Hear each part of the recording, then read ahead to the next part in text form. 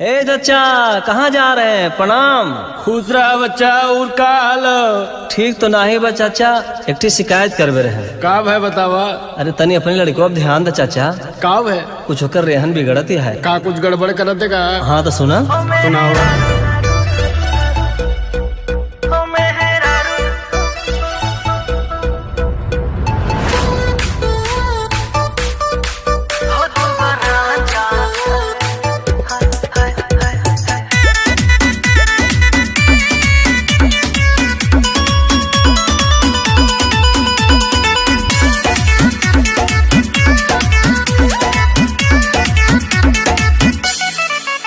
चाचा लौंडा तो हार या बिगड़ रहा है, बिना गेयर वाली गाड़ी पे चढ़ रहा है। चाचा लौंडा तो हार या बिगड़ रहा